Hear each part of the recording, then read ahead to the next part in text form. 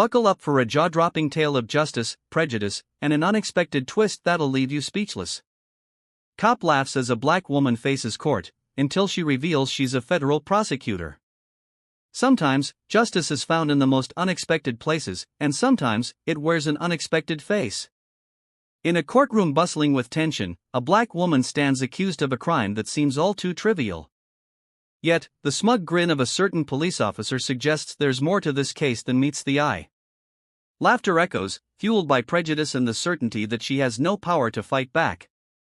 But, hold on, what's about to unfold will flip the script entirely. Stay tuned to Dark Stories as we dive into this unforgettable story. Beneath the quiet dignity of this woman stands a truth waiting to be revealed, and a reckoning that will leave everyone speechless. In the heart of Chicago's legal district, the Everett McKinley Dirksen United States Courthouse rose above the bustling downtown streets. Lawyers, plaintiffs, defendants, and law enforcement officials converge daily in this hive of order and chaos. But on a brisk morning in early fall, amid the usual throng of people filing in, there was a tension that crackled like static in the air. A young black woman, her hair pulled back into a neat bun, paused on the sidewalk. She drew a slow breath. This was not the day she had planned for, nor the way she had expected to enter the building she knew so well. Her name was Aaliyah Henderson, and although she stood quietly among the busy pedestrians, her mind swirled with the disarray of the past 48 hours. Just a day ago, she had been driving home from a long work session at the local office of the Department of Justice, where she served as a federal prosecutor, when flashing lights in her rearview mirror changed everything. The traffic stop had started innocently enough, however, it quickly devolved into a humiliating experience with an officer who seemed all too eager to wield his authority against her. Officer Bradley Kincade, a local policeman with a smug look perpetually plastered to his face, had pulled Aaliyah over, allegedly for speeding. But the speed limit sign and her speedometer told a different story. Can you guess what happened next? The moment he approached her window, hostility burst forth like a slow-burning fire suddenly doused in gasoline. This is where things get intense, so keep watching Dark Stories to see how it unfolds. Perhaps it was the color of her skin, or maybe it was the expensive car she was driving. Whatever the catalyst, Kincaid's hostility was undeniable. He asked for her license and registration with a sneer and demanded she step out of her vehicle. He wouldn't say why, only repeated the command. Fear and anger churned in the pit of her stomach, but she complied. Aaliyah was all too familiar with the ways a simple traffic stop could escalate, especially for black men and women. She had spent part of her career prosecuting those who abused their badge, but ironically, she had never personally been on the receiving end of that targeted disdain until now. She recalled how Kincade forced her to stand on the side of the busy street while he searched her car. He treated her like a criminal from the outset, rummaging through her glove box and trunk without cause. When she politely asked what exactly he was looking for, he barked at her to keep quiet. The tension rose with each passing minute, with Kincade's eyes darting from her driver's license photo to her face, as though he didn't believe she was who she claimed to be. When he spotted a Department of Justice ID badge tucked into her wallet, he paused for only a moment, eyes narrowing. But instead of backing down or apologizing, he scoffed. "This some kind of joke?" he asked, brandishing the ID in front of her as if it were contraband. "You a Fed, huh?" He didn't let her answer. His smug grin only broadened as he called for backup. Within minutes, 3 more squad cars arrived. She was patted down like a violent offender. Bystanders slowed their cars or peered out from the sidewalk, some recording on their phones. Aaliyah's heart drummed in her chest. She was not a stranger to the possibility of police misconduct. She'd indicted officers herself, but being trapped in the center of it felt surreal. A slow quake of shame and panic rippled through her. Aaliyah had grown up idolizing the rule of law. She believed wholeheartedly that justice was not a facade, that it could be pursued and achieved. This unwavering faith in the legal system had carried her through law school and into the Department of Justice. Yet, here she was, pinned against her car by a man who presumably pledged to serve and protect, an officer who took her compliance as submission but still acted like she might attack at any moment. His crew rifled through her personal effects, rummaging through her neatly organized trunk filled with case files for her ongoing investigation, one strictly related to a major drug trafficking ring she had been working around the clock to ensure indictments of several dangerous people. Yet, Kincade seized those files and flipped through them, his cold gaze lingering on the official seals. She tried to protest that these were confidential government documents, but he paid no heed. When he finished, Kincade's sneer was joined by a laugh that felt like rusted nails scraping across metal. "Lady, you think just because you got some fancy job at the DOJ, it makes you untouchable? Let's see how you fare in county lockup." And before she could process his words, she was being handcuffed. The chill of the metal on her wrist stung with an icy reality. She was under arrest, and her pleas for clarity fell on deaf ears. The next hours blurred in a haze of questions, cell phone calls, and humiliations. She was taken to the local precinct and forced to sit alone in a holding cell.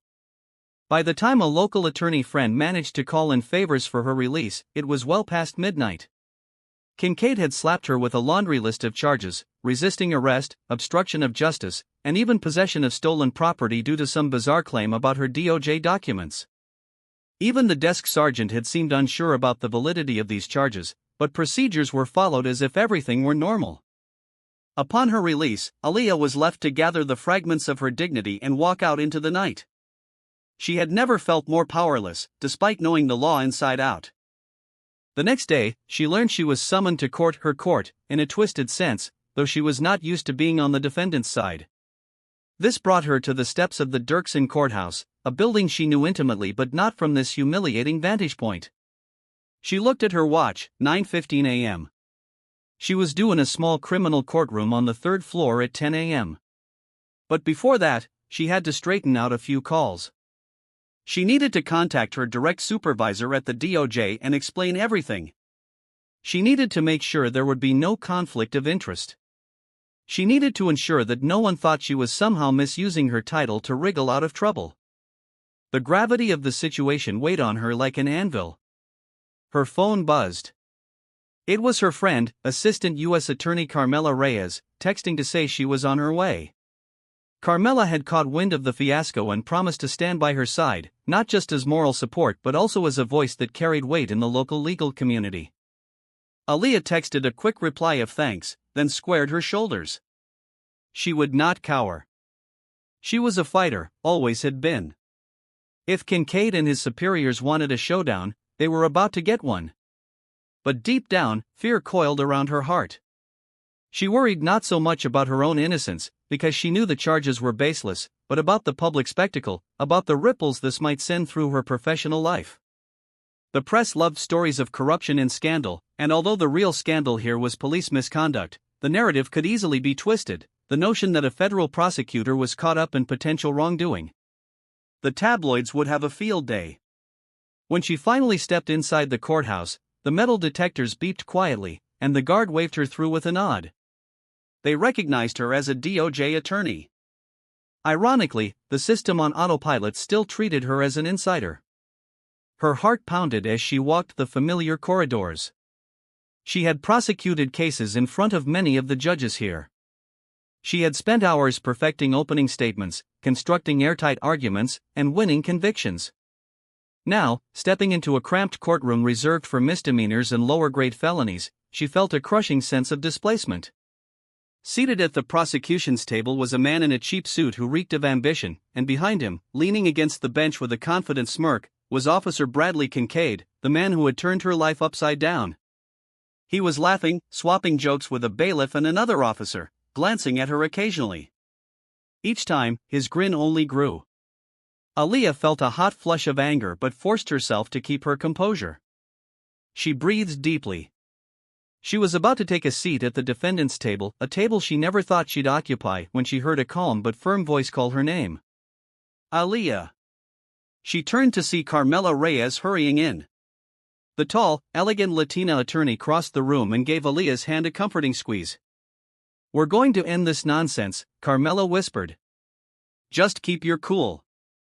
Aaliyah nodded. She and Carmela took their places.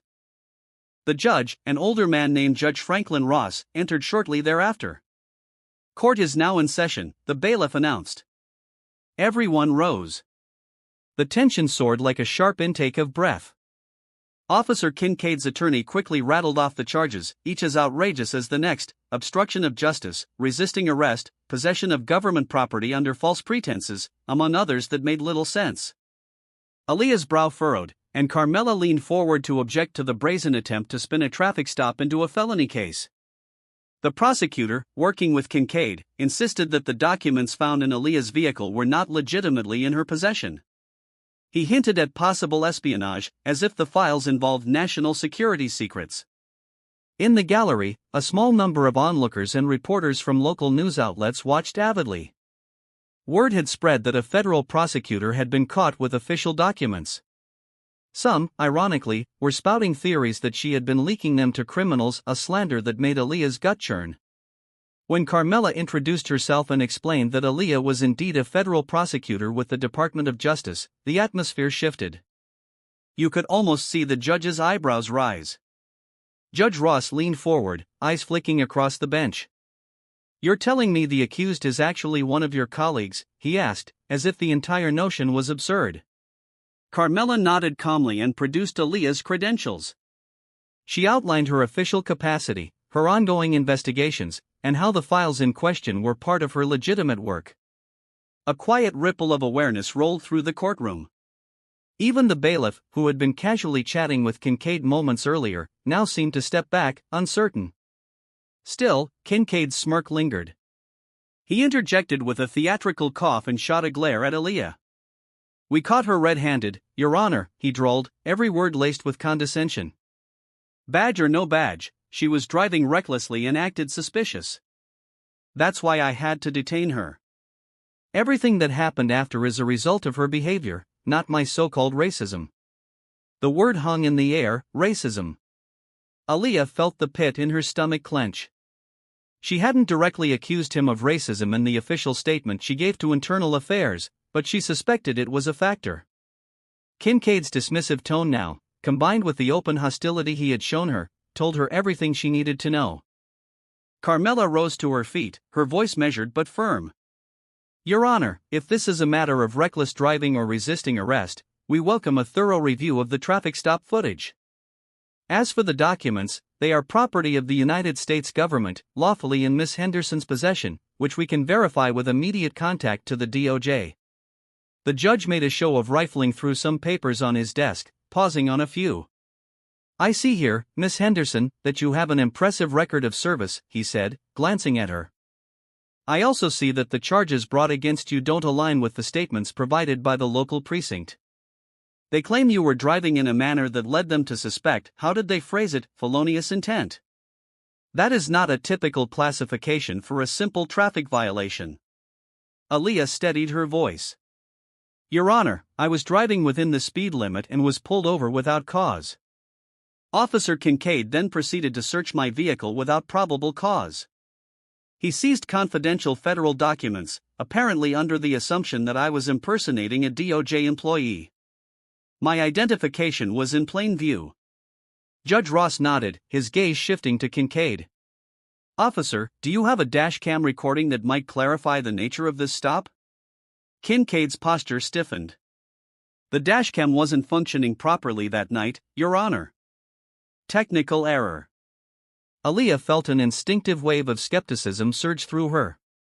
She knew dashcam malfunctions occurred, but they were suspiciously common in cases where an officer's conduct might be questionable. Sure enough, Carmela pounced on this point. "No footage? Understood. Then how about any witness statements or body cam footage from the backup officers?" One of the other officers in the courtroom cleared his throat. "We, didn't have the body cams on. We were off duty and just responded because Kincade needed help." A murmur rippled through the courtroom. Judge Ross pursed his lips, clearly unimpressed. "A remarkable series of coincidences," he said dryly. Despite the judge's skepticism, the process trudged forward, dealing more with the formalities than the truth. The prosecutor on Kincade's side insisted that probable cause existed based on Kincade's expert observation that Aaliyah was driving erratically. He hammered home that the law did not grant special privileges to government employees if they were indeed breaking the law. Aaliyah clenched her jaw. She knew that everything about this smelled of a personal vendetta, or at least prejudice. The hearing ended with a rescheduling for an evidentiary review. Judge Ross, though polite, did not dismiss the charges outright. Aaliyah's stomach churned at the reality that this ordeal would drag on. She left the courtroom, accompanied by Carmela, feeling the burn of eyes on her back, particularly Kincade's triumphant stare. Outside in the corridor, the tension unspooled. Carmela let out a small sigh. "That man is shameless," she muttered under her breath. "No body cam, no dash cam, no probable cause, yet here we are." Aaliyah rubbed her temples. "I need to call my supervisor at the DOJ. We'll get this sorted." Carmela nodded. "We will, but these things take time. Kincade's buddies in the local precinct might try to stall or bury evidence. We have to be ready for anything." And anything was precisely what came next. Over the following days, Aaliyah found herself in a swirl of bureaucracy, frustration, and anxiety. She filed a formal complaint with Internal Affairs, detailing the illegal search and harassment. Simultaneously, she had to handle her actual workload. She was still in the midst of a high-stakes drug trafficking case that she couldn't afford to neglect. Balancing her professional responsibilities with the personal stress of these bogus charges felt like a tightrope walk across a chasm lined with sharp spikes. Her colleagues at the DOJ were supportive, but she sensed a hint of discomfort in their eyes. No one wanted to accuse a fellow law enforcement officer of racism without concrete proof. Aaliyah understood the nuance: the system didn't like to undermine its own pillars without incontrovertible evidence.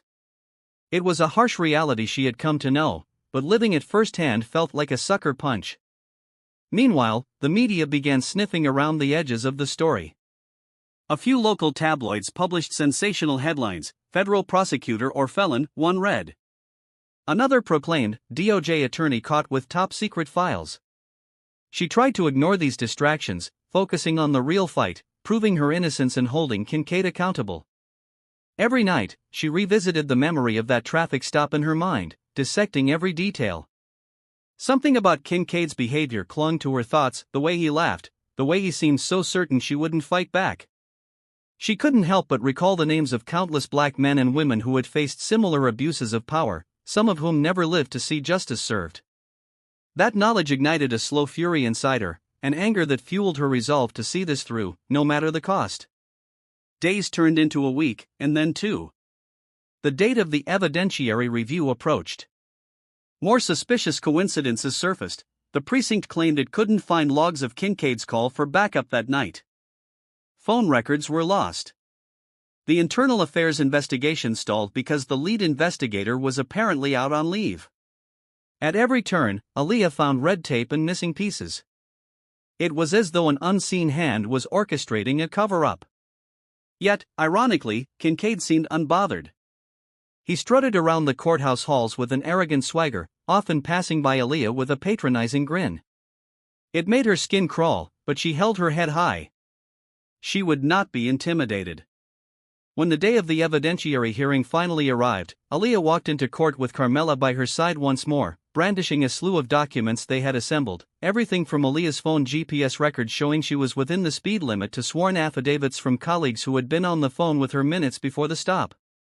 Despite the missing dashcam footage, they hoped their mountain of evidence would highlight the baselessness of the charges. The hearing started with the prosecution's theatrics. The local DA's office had assigned a young, overeager assistant district attorney to handle the matter, and he repeated the same lines about reckless behavior, obstruction, and suspicious government documents. Kincade, leaning back in his seat with arms crossed, watched with that same smug expression. Carmela countered each point with clarity. The reckless behavior claim was disproven by Aaliyah's phone data. The obstruction claim was contradicted by the official timeline that showed Aaliyah complied with the initial demands. As for the suspicious government documents, they produced a signed letter from the DOJ verifying that those documents were part of an active federal investigation, authorized to be in Aaliyah's possession. Judge Ross took it all in with a furrowed brow. But just as Carmela was about to drive the final nail into the coffin of Kincade's case, an unexpected witness strode into the courtroom, a local mechanic from the police department. The young ADA hurriedly announced this was their key to proving the dashcam was indeed malfunctioning that night. The mechanic, a lanky man in his late 30s named Toby Mills, took the stand. He fidgeted, looking uncomfortable.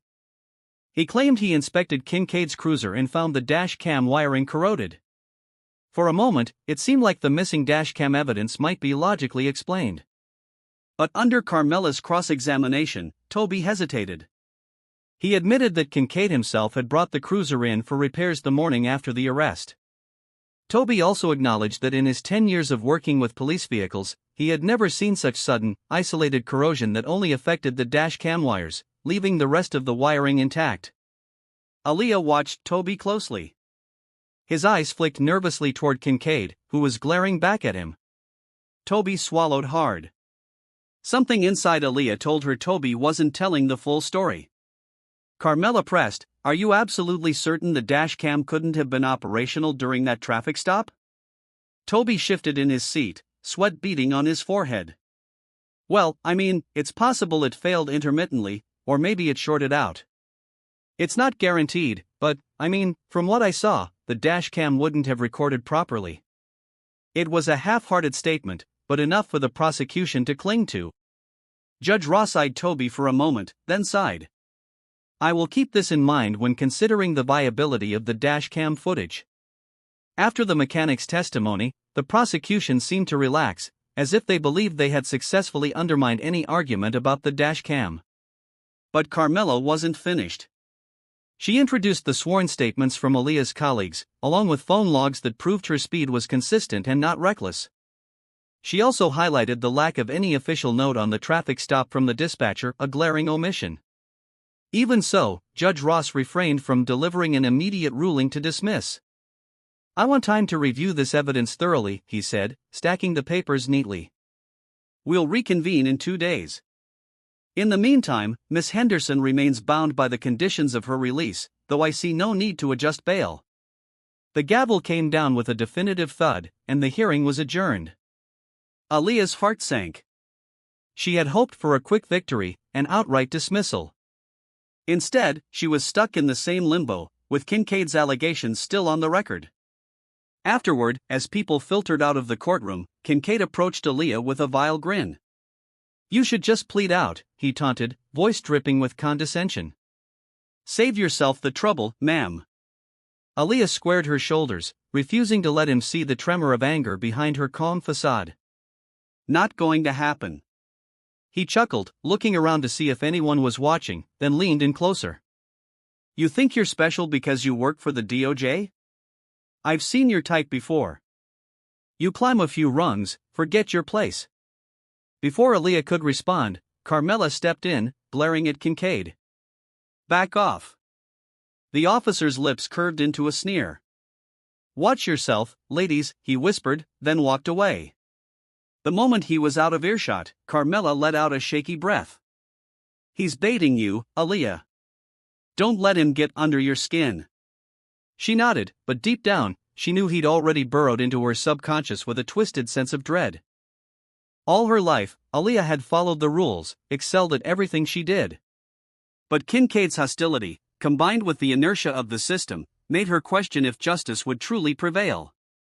As they left the courthouse, Carmela's phone buzzed.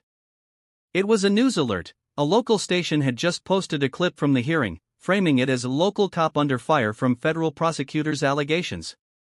The coverage was shallow, but the comments section was already a battleground.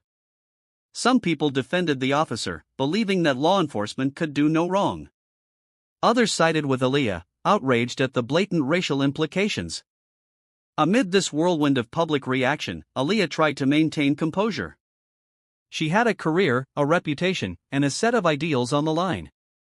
It wasn't just about clearing her name, it was about sending a message that no one was above scrutiny, not even a cop who reveled in abusing his authority. Night fell, and Aaliyah found herself in her small apartment, perched on the edge of her couch with files spread across her coffee table. The overhead light cast a soft glow on the papers, but her eyes burned from exhaustion. She rubbed them, trying to stay focused on the drug trafficking case that loomed. She needed to be sharp for an upcoming meeting with a judge regarding a plea deal, but she couldn't keep her mind off Kincade. It festered in her thoughts like a thorn embedded in her flesh. Her phone chirped another text from Carmela, "Hang in there.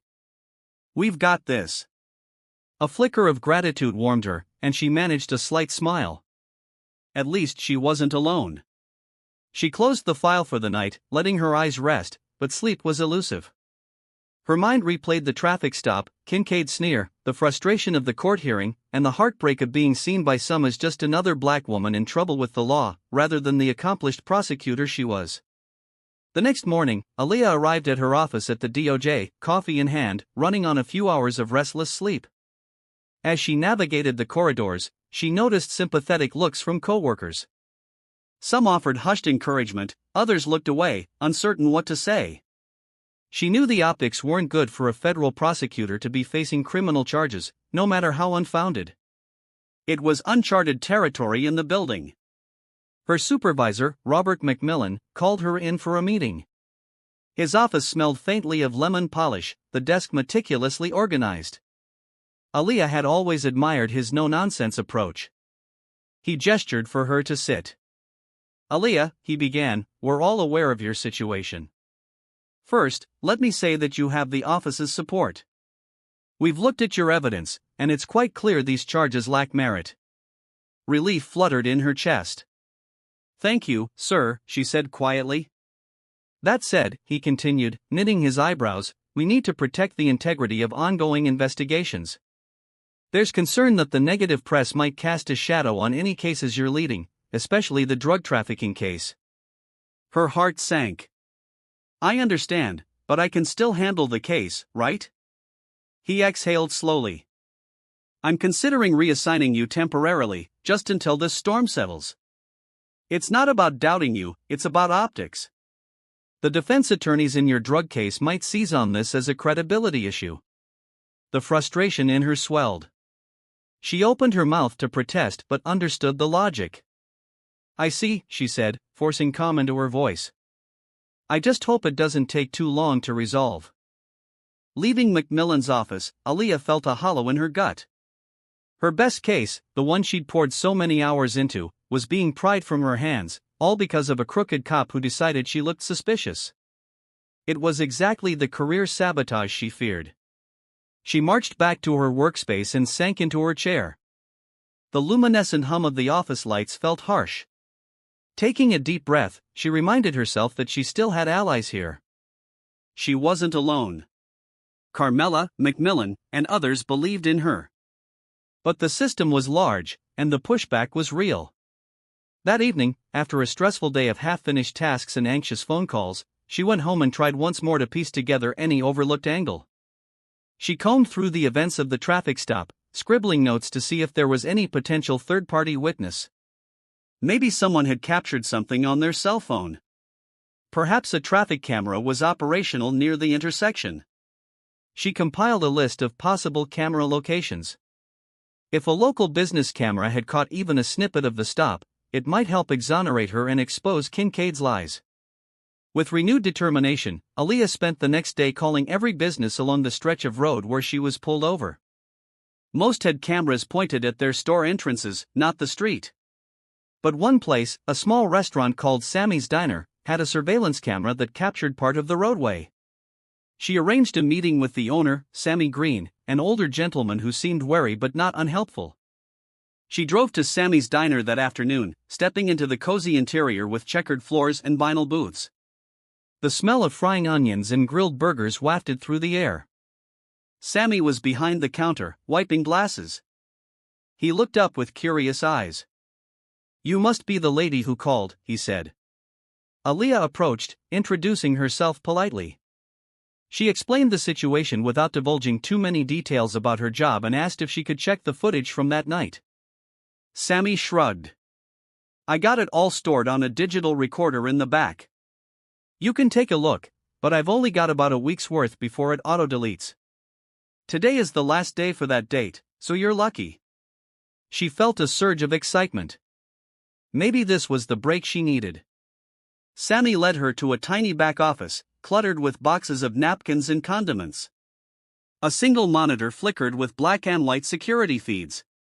They navigated the archived files until they reached the date in question, around the time Aaliyah was pulled over.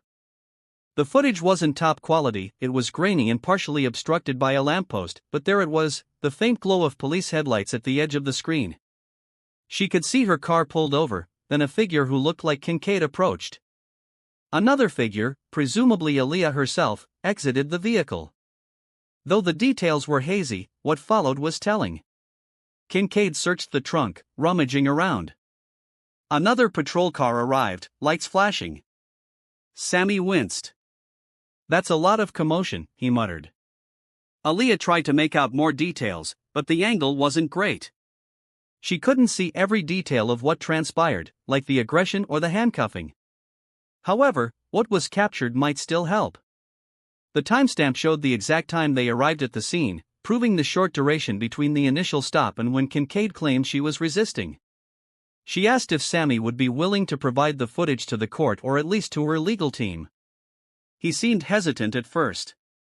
"No one wants to get on the wrong side of the police," he said, but eventually agreed. "Look, lady, I don't know what exactly happened, but if it helps clear things up, I'll give you a copy." Armed with this new piece of evidence, Aaliyah felt a renewed spark of hope. She rushed to share the footage with Carmela. Together, they reviewed it frame by frame. It wasn't a silver bullet that would automatically exonerate her, but it was a big step in proving the timeline. The clip showed that less than 2 minutes passed from the moment Kincade approached her to when backup arrived and she was led away in cuffs. It hardly suggested a protracted period of resisting. Furthermore, her body language in the footage looked calm, hardly the signs of someone violently obstructing justice. They prepared a supplemental filing to submit this footage for the judge to review. In the meantime, they also pressed on with the internal affairs complaint. Something else weighed on Aaliyah's mind: Toby Mills, the mechanic. She couldn't shake the feeling that he was withholding the truth about the dash cam. When the next court date arrived, Aaliyah and Carmela stood before Judge Ross once again, introducing the newly discovered diner footage. They explained its significance, playing the short clip on a small monitor. The prosecution tried to dismiss it as inconclusive. Kincade watched with crossed arms, jaw clenched, but that mocking glint in his eye didn't fade. Judge Ross studied the grainy video. "The angle isn't the best, but it does indicate that Miss Henderson was not engaged in prolonged resistance," he said, a note of gravity in his voice. "I'd like an explanation from the officer or the prosecution as to why the official record suggests a drawn-out confrontation." The prosecution fumbled, claiming that the vantage point was incomplete and that there could have been more resistance off camera. But the seed of doubt was planted firmly in the judge's mind. By the end of the hearing, the judge indicated he was leaning toward dismissing at least some of the charges, pending any further evidence from the police. A flicker of relief spread through Aaliyah's chest. However, Judge Ross scheduled another review, stating he wanted to see if anything else would surface from internal affairs. "If I find that these charges were filed on spurious grounds," he warned, "there may be consequences for the arresting officer." As the hearing concluded, Aaliyah gathered her files, trying to maintain composure. Outside, Carmela gave her a side hug. "We're winning," she whispered. Just as they stepped into the hallway, they spotted Kincade quietly berating the young prosecutor who had been representing him. He looked furious, gesturing at the monitor where the diner footage was still paused. Then he stormed off in Aaliyah's direction. She steeled herself, prepared for more intimidation. He halted inches from her face, voice a low hiss. "Don't think you've won. You might have friends in high places, but I've got friends too. One phone call, and you'll wish you never tried to smear my name." Carmela tried to step between them, but Aaliyah held her ground. "I'm not smearing your name, Officer Kincade. I'm telling the truth. I guess that concept is foreign to you." His lips twitched with suppressed anger. "Oh, trust me, you'll regret this." Before she could respond, he spun on his heel and stalked away, leaving a trail of tension in his wake. 2 days later, Carmela called Aaliyah with a surprise development. "You won't believe this. Toby Mills, the mechanic, reached out to me." Aaliyah paused. "He did? Why?" Carmela sighed. "He said he has information he was afraid to share in open court because Kincade's colleagues were there. Apparently, Toby thinks the dash cam was tampered with intentionally." Aaliyah's pulse quickened. So it wasn't just accidental corrosion? Exactly. He wants to meet off the record. Says he'll bring documents. A flicker of hope and caution danced in Aaliyah's mind. This could be the smoking gun that proved the lengths Kincade went to cover his misconduct. But it also carried risk. If Toby was stepping forward, it meant Kincade might have allies who wouldn't take kindly to him blowing the whistle. They arranged to meet Toby at a small coffee shop near the edge of town. Aaliyah and Carmela arrived first, choosing a quiet corner table. 15 minutes later, Toby shuffled in, wearing a baseball cap pulled low over his forehead. He seemed jittery, constantly glancing over his shoulder as if expecting someone to burst in. "Thank you for coming," Aaliyah said softly as he sat down. Toby nodded, fiddling with his coffee cup. "I just can't keep quiet anymore. I've been a mechanic for the department a long time, and I've never seen a dashcam corrode like that overnight. When I opened the casing, I found marks that looked like they'd been physically scratched or pried. I also found some residue that might be from a chemical accelerant." He handed over a folder of photographs taken with his phone. Sure enough, the wires looked deliberately damaged rather than naturally corroded. Toby sighed. "Kincade brought his cruiser in that morning, told me the dashcam had malfunctioned. I was suspicious, but I let it go. Then, as the investigation heated up, he told me to keep my mouth shut, implied that if I didn't, I'd lose my job, maybe worse." Aaliyah felt a surge of both anger and validation. If Toby's evidence was legitimate, it could demolish Kincade's entire narrative. "Would you be willing to testify to this in court?" His eyes flickered with fear. "I'm scared. He's got connections. But I don't want to lie under oath, and I don't want to see innocent people get railroaded. If you subpoena me, I won't lie." They promised to keep Toby's identity as protected as possible while following legal procedures. Once he left, Aaliyah and Carmela stared at each other, hearts pounding. "This is it," Carmela said, voice brimming with excitement. "This is the proof we need to show that Kincade destroyed evidence to cover his own wrongdoing." Aaliyah nodded, her mind already spinning with how to integrate this into their defense. "We'll file a motion to present Toby's testimony, along with these photos. If the judge accepts this evidence, Kincade's case crumbles." She also knew what this meant for her internal affairs complaint. If the department's internal review was still stalling, Toby's statements would light a fire under them. This could lead to an investigation not just into Kincade's actions but potentially others who aided in covering it up. The next hearing arrived in a flurry of anticipation. Aaliyah and Carmela filed their motions, presenting Toby's folder of photographs and his sworn affidavit. The prosecution, blindsided, scrambled to question the validity of the evidence, but Toby was there, ready to testify under subpoena. His nerves were apparent, but he told the court everything: how Kincade brought in the cruiser, how the dashcam wires appeared intentionally damaged, and how he was told to keep quiet. Kincade, seated behind the prosecution's table, looked ready to explode. His face reddened, his jaw clenched so hard a vein pulsed in his neck. Meanwhile, the judge listened intently, occasionally glancing at the photos Toby provided. The vibe in the courtroom shifted dramatically, a sense of growing outrage at Kincade's potential misconduct filled the air. Carmela cross-examined Toby gently, reaffirming the key points. The young prosecutor on the other side tried to discredit him, suggesting Toby was incompetent or had a grudge, but Toby remained firm. "I've worked on 100 dashcams. Never seen a case like this. Somebody messed with it. I'm sure." Judge Ross asked pointedly, "Officer Kincade, do you have any explanation as to why your dashcam wires would appear intentionally damaged?" Kincade's lawyer tried to object, stating his client had the right to remain silent in this hearing. Ross nodded but maintained a piercing gaze on the officer. "Given this new evidence," the judge said, "I have serious concerns about the veracity of the charges against Miss Henderson. I'm inclined to dismiss them outright if no convincing counterargument is presented." The prosecution had no real comeback. They hemmed and hawed, requesting a continuance to gather more information, but Judge Ross wasn't having it. He pounded his gavel decisively. "All charges against Miss Henderson are dismissed, effective immediately." A slow exhale of relief escaped Aaliyah's lungs. It was over. She was free from the false accusations. A hush followed, and then a murmur spread through the courtroom. The swirl of emotions, relief, vindication, anger at injustice, swelled inside Aaliyah. She glanced at Kincade, whose face was twisted in fury and disbelief. For a moment, she feared he might lunge at her, but he remained seated, fists clenched. Yet, the drama wasn't finished. Judge Ross cleared his throat, voice echoing in the stunned silence. Further, given the evidence that suggests Officer Kincade may have tampered with official police equipment and provided false statements, I am forwarding this matter to the proper authorities for investigation.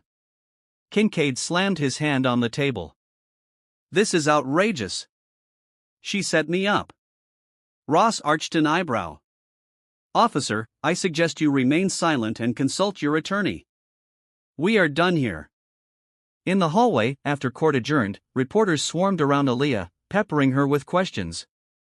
She maintained a measured response, simply stating that justice had prevailed and that she trusted the system to investigate Kincade's actions.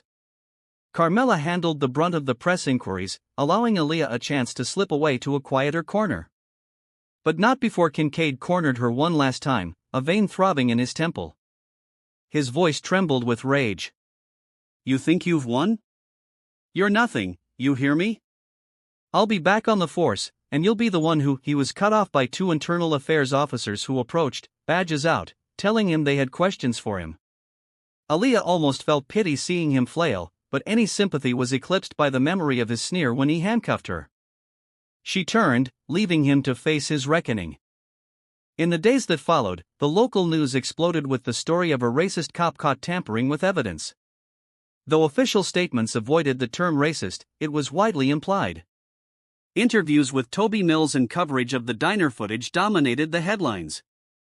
Meanwhile, Kincade found himself suspended without pay, pending a full investigation. It seemed that some of his fellow officers were distancing themselves as allegations of past misconduct trickled into the public sphere. Aaliyah, relieved to have her name cleared, found support pouring in from colleagues, community members, and even strangers who heard her story.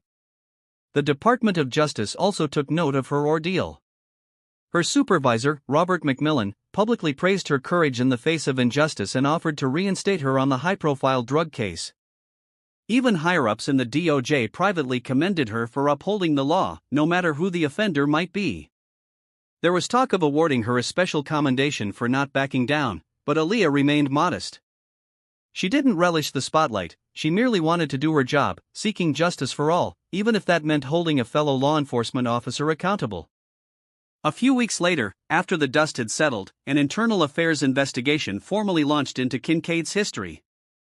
Rumors circulated that multiple complaints had been filed against him over the years, most quietly dismissed or never fully investigated.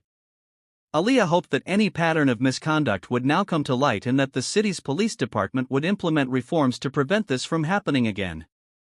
During this period, Aaliyah received an unexpected letter from Judge Franklin Ross himself.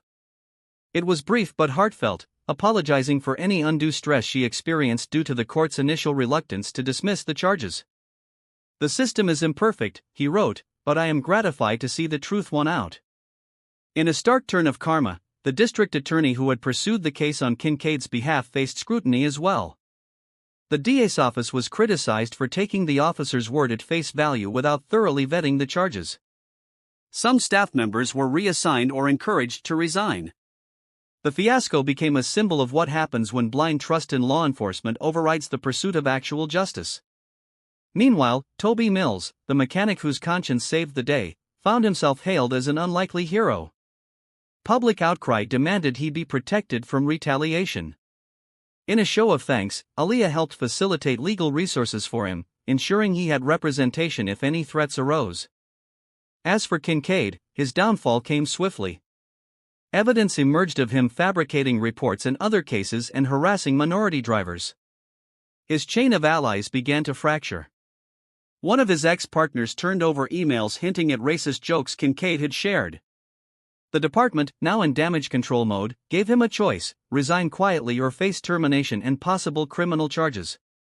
He chose to resign but remained under investigation for the dashcam tampering and perjury.